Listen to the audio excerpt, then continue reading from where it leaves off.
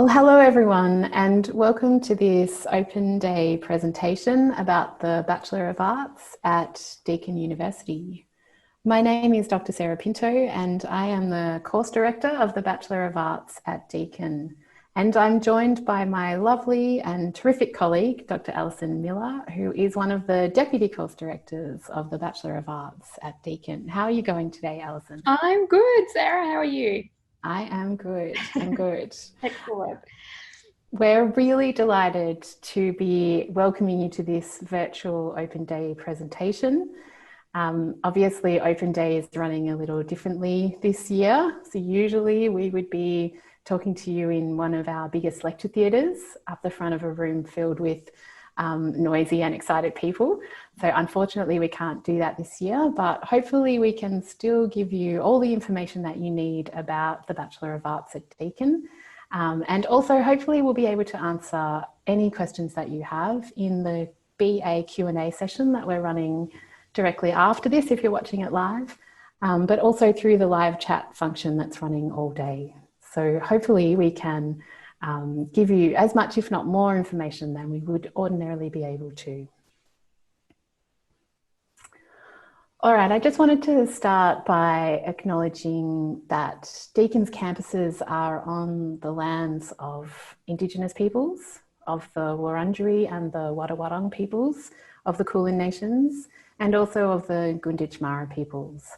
And though we're not meeting necessarily on those lands in this presentation, as we meet for this presentation, they are the campuses that Deakin is located on. And we always like to acknowledge the Indigenous owners of our lands and also to acknowledge elders past and present. And to remember, I guess, that wherever we happen to be as we're part of this presentation, we are on Indigenous lands that have been maintained and cared for by Indigenous peoples for generations and will continue to be for generations into the future.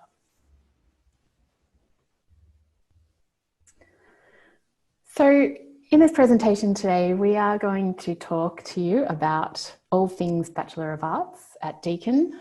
And our focus really is on what this course is all about, what it's like to do a Bachelor of Arts, the kind of things that you might study and the way that you might study, and also what the point of doing a Bachelor of Arts is, so what its value is and where you can go for more information.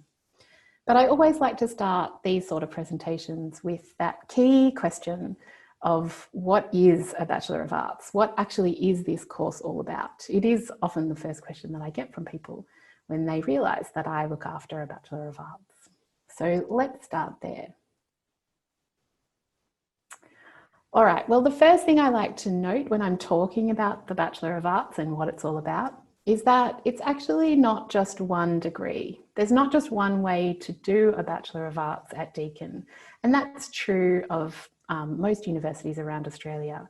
There are actually a range of different ways that you can take a Bachelor of Arts. So there's the ordinary Bachelor of Arts, or it's what we might call the standalone Bachelor of Arts, which is a 3-year undergraduate degree, or the Bachelor of Arts in brackets psychology, which is a Bachelor of Arts with a major in psychology. But we also have a range of combined degrees where you can study the Bachelor of Arts at the same time as studying another undergraduate or sometimes postgraduate degree. So I've listed them all for you here on this particular slide. Our combined degrees are very popular, especially the Arts and Commerce and Arts and Law, of course. But probably one of the most increasingly popular of our combined degrees is that Bachelor of Arts that's combined with a Master of Teaching that allows you to complete 2 degrees within 4 years. So that's an undergraduate Bachelor of Arts and a postgraduate Masters of Teaching. That is quite a special course if that's something that you're interested in. Okay, so that's the first thing I would say about a Bachelor of Arts. What is it? Well, it's actually lots of different courses. The second thing that I would say about a Bachelor of Arts in response to what is it, is that a Bachelor of Arts is a really broad, or what we might call a generalist degree. So it's not the kind of course that is going to necessarily funnel students into particular areas of study that then might push you towards particular career outcomes. Instead, it's the kind of course that allows you to do lots of different things. So really, it allows you to choose from a range of different areas of study. And I've put all of the areas of study here on this slide for you to have a look at and absorb. So what this means is that when you choose to do a Bachelor of Arts, you're choosing to do a course where you can kind of build your own course. You can make your own choices about the areas of study that you choose to focus on. And at Deakin, there are more than 35 different areas of study that you can take as part of the Bachelor of Arts. And these range from things that you might expect to see in a Bachelor of Arts, like philosophy or literary studies or history, to things that you might not necessarily expect to see or always expect to see in a Bachelor of Arts, like advertising or digital media or even the creative arts. So it's a really broad course that allows you to study things in a range of different combinations. So what have we already covered? There's a range of different ways of taking a Bachelor of Arts. There are a wide range of different areas of study in the Bachelor of Arts.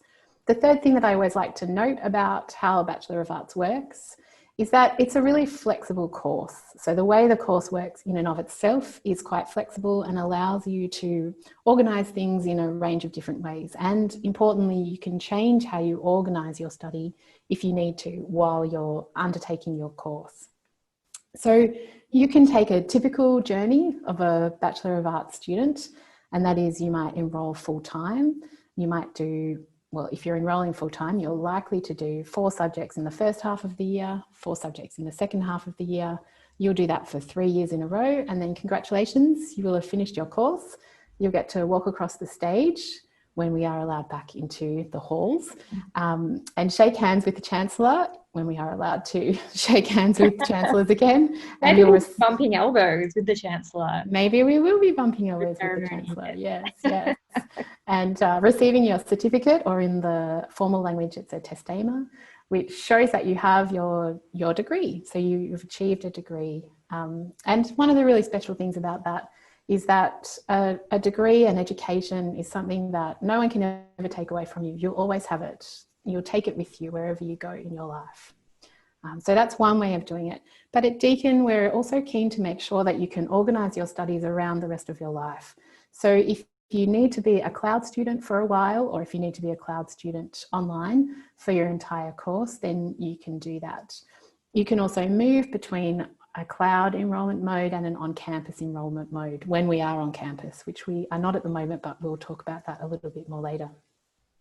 You can also move between full-time and part-time study modes, so you can change things up a little. Deakin also runs across 3 trimesters rather than 2 semesters, which means that we run a whole period of study, non-compulsory period of study over summer. So that means that you can reduce the number of units or subjects that you do during the year and catch up over summer, or you can try, if you really want to, and fast track your course. So you can do extra units over summer to try and finish a little earlier.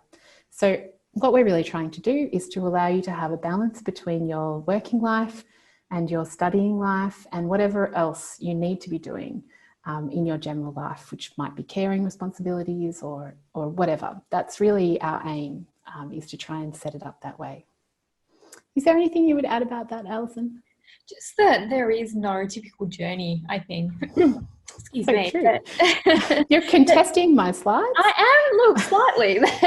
The setup of 4 units per trimester over 3 years is what often students begin out with as their ideal way of completing the degree. But as Sarah and I know, life gets in the way. You may be unwell, hopefully you're not, but you may be. Families happen, work happens, other things get in the way. And so the ability to drop units, to go off campus, to go part-time, to take units over trimester 3 means that your degree is super flexible, that you can always complete in the way that suits you best, and that you can have the most positive learning experience possible, because we don't want you to feel as though if you're not doing a full-time load and completing your degree in 3 years, that somehow that's not ideal, it's not the best thing to do, or it's not good enough. Actually, the BA is there to suit your life at whatever stage that it might be at. All right, let me talk a little bit, or let us talk a little bit now about what you'll actually do in a Bachelor of Arts. So if that's what it is, that's what the course looks like in a general sense. Now I just want to spend a little bit of time on what it looks like to actually study a Bachelor of Arts. Okay, so I said a little earlier that the Bachelor of Arts is a generalist degree. It's the kind of degree that lets you choose from a range of different areas of study and study a whole lot of different things and study different things in different combinations. And that is very true. But we don't just leave you to do whatever you want. We don't just sort of leave you to the wolves, basically, and say, off you go. We don't do that. No Red Riding Hood here. No, exactly. No. Instead, we have some rules, some course rules in place to make sure that when you create your own degree, you create a course that is meaningful and useful and real and has a kind of point, I guess, and has some concrete outcomes. So one of the main ways that we do that is that we say that you must specialise in at least 2 of our areas of study. So when we talk about specialisations, we use the terms majors and minors. So we ask everyone who does a Bachelor of Arts, actually we don't ask, we require everyone who does a Bachelor of Arts to do at least 2 areas of study as a major or a minor. So if you take a major in an area of study, let's say literary studies, Alison's area, that would mean that you have likely done at least 8 units or subjects in literary studies. And what that means is that you have a specialisation, you have expertise in literary studies. If you do a minor in something, let's say history, that means that you've likely taken at least 4 units of study for 4 subjects in history. So you still have a specialisation, you still have some expertise, it's just not quite as well developed as it would be in a major. So that's how we help you to build a course that's meaningful and useful, but also by insisting that you have 2 areas of study, we're making sure that you have a kind of range, that you have some breadth to your degree, not just focused on one thing. So most students, actually no, all students in all BA courses also have electives. So these are basically free units where they're outside your major or your minor, and you can take units in whatever you like. And in the Bachelor of Arts, you're allowed to take at least 8 units or subjects from outside of arts. So you could use electives to take units in other areas of study in arts, in the Bachelor of Arts, but you can also go outside there. So you could, for example, I like to use this example, as Alison knows, you could go and take some units in maths or in marine biology. Or what would you take units in as electives, Alison?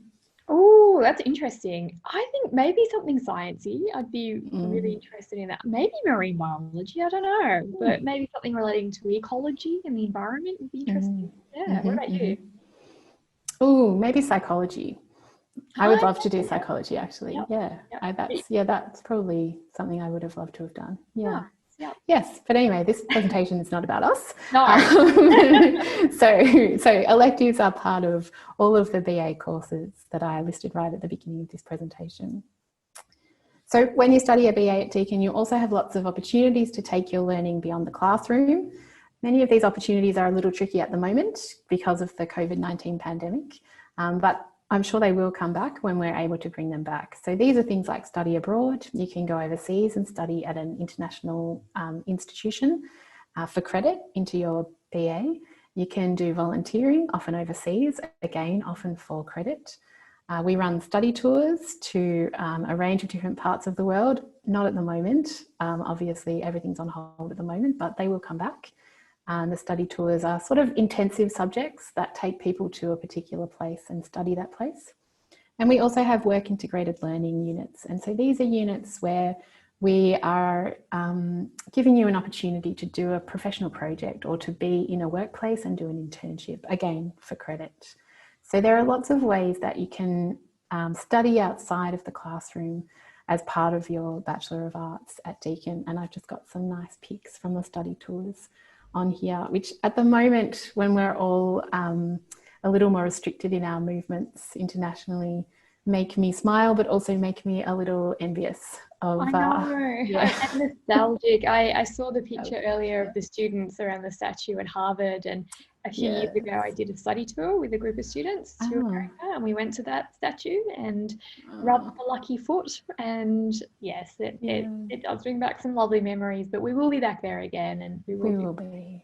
Yeah. Yes.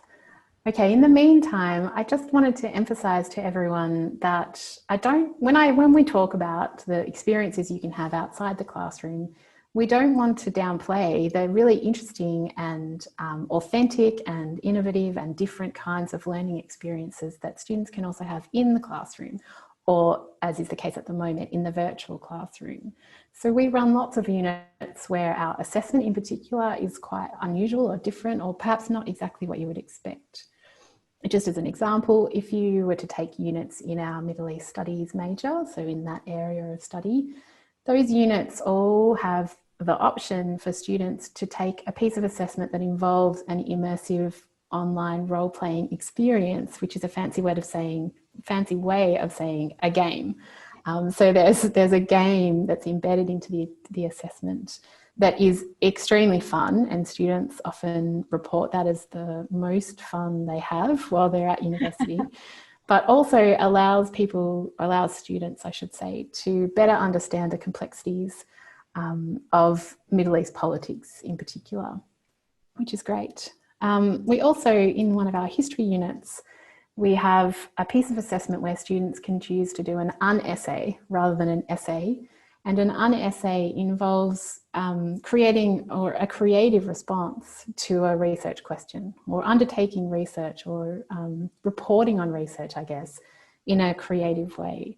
And I've just put some examples on this slide of some of the ways that students in this particular history unit have created unessays, or what they've done in their unessays in T1, so earlier this year in this particular unit. So students do things like they create board games. So the Pox on Your Houses is a board game about the Contagious Diseases Act. And the other two images are artworks that students created as part of their unessays. And this was a unit that's the history of the British Empire. So that's what these depictions are of. So there are a range of ways that we encourage students to think a bit differently, to do things a little bit differently to what you might expect in a Bachelor of Arts. I think there are some fun things running in literary studies as well, Alison. We lots of fun things, and there are creative options in all of our lit studies where you can write poetry or screenplays or short stories or all sorts of things. So if you're someone who enjoys writing a conventional essay, like Sarah and I absolutely love doing, that's fabulous. There is always that option for you. But if you want to stretch your legs in a different way, then all of our units make sure that there are creative options embedded within them, because creativity is the future. Yeah, so true. That's a terrible slogan. Yeah. Creativity is the future. Yeah. But I think, being creative about problem solving, for example, is a really important skill, and something that can be worked on, which is, a reason to have it as a piece of assessment. Definitely. Yeah. Yeah. All right, now that we're sort of talking about the virtual classroom, I thought this might be a good time to just mention that at the moment, of course, we are all living through the COVID-19 pandemic, and everyone's lives have been very disrupted, including your own, I'm sure, at the moment. And as a result of that, most of our campus-based, our on-campus units are running in online mode at the moment, sort of in the immediate medium term. Luckily, though, Deakin has a really long history of distance and online teaching and learning. In fact, Deakin was established as a university for Geelong, but also as a university for distance education. So in the old days, that involved sending out physical copies of course notes and outlines, and then people writing their essays and sending them in and getting written comments back. Now we're all online, of course, but it does mean that we have a really high level of experience and expertise in online learning and teaching. And also we have the tech background to be able to do that, to move into an online mode. So you are able to start a campus-based course in an online mode if we are still online by the time you start your course, and then transition into an on-campus mode when we are able to do that. And the university will make that move when we're able to. So that shouldn't be problematic. All right, we're getting towards the end of the presentation. So towards the end, I like to talk a little bit about why you might want to do a Bachelor of Arts. So what is the value of this degree that isn't necessarily sending you into a particular career trajectory that's more broad and more general, keeping your options open? Why might you want to do that? What does a Bachelor of Arts give you? Well, there are two key things that students develop and come out with when they graduate with a Bachelor of Arts. The first is real in-depth knowledge about the world around you, and especially in the areas of study that you choose to specialise in. And so in this particular moment that we're all living through, where misinformation is rife, and the ability to find and distill real knowledge has never really been more important. I don't think there's anything really more important than the development of real knowledge, the kind of knowledge that you can really only get through serious, intensive, deep study. It also gives you the ability to find that kind of knowledge into the future. So it gives you the ability to continue to learn, which is also very important. But the second key thing that a Bachelor of Arts gives students is a set of skills, a set of transferable essential skills. And these are skills that you will take with you out into the world, into your careers, into a range of different careers, and also into your lives, really. And these are skills in research, in communication, in problem solving, and most especially in critical thinking. These are exactly the kind of skills that employers across all industries say that they most value in their employees. But I think quite importantly, they're also the kind of skills that can't easily be replaced by artificial intelligence or by machines of any kind. They are human skills, and they are the kind of skills of the workforce of the future. So that's part of what you gain from studying a Bachelor of Arts. Is there anything you would add there, Alison? No, I'm just thinking about your point about artificial intelligence, and I think, as you were saying, that ability to think critically and to find information, to research, to be aware of the world around you and how different structures and operations of power are working, that it's just one of those things that can't be taught or learned or replicated in any other way. And the flexibility, we talked about the flexibility of completing the BA, but the flexibility of you as a thinker and as someone who can produce knowledge and create knowledge in creative ways as well is something that employees are always looking for. So I think sometimes there's a bit of a joke about what a BA will lead to. It will lead to most things, and particularly, you know, people who can think in flexible ways and creative ways are always going to be in demand. Absolutely, absolutely. Couldn't agree more. As we can see, exactly. So that's, as Alison said, that's exactly why people with Bachelors of Arts end up in all sorts of different careers and industries, because they have those sorts of transferable skills, precisely the kind of skills that are most in demand. It also does let you follow your passions. I mean, we don't ever want to go away from that. That if you're passionate about, say, history, just off the top of my head, a Bachelor of Arts, you know, will let you spend 3 years studying history, and maybe continuing to study if you want to do more. And there's something really special about that too, I think, in addition to those transferable skills.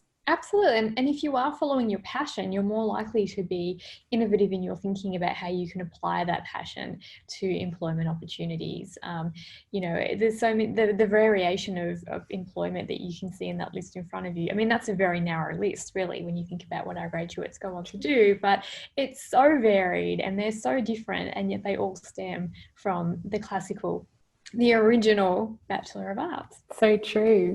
So true. Actually, you've just reminded me that usually right at the beginning of this presentation, I talk about how a Bachelor of Arts was actually the original degree, the original university degree, sort of 800 years ago in Europe. And when you decide to do a Bachelor of Arts, you become part of that tradition. So yes, the classic degree, the original degree. Yeah. All right. All right, where to from here? Oh, another study abroad photo. I know these are very. What can you Yeah, say? move on. Let's move What can on. we say about them?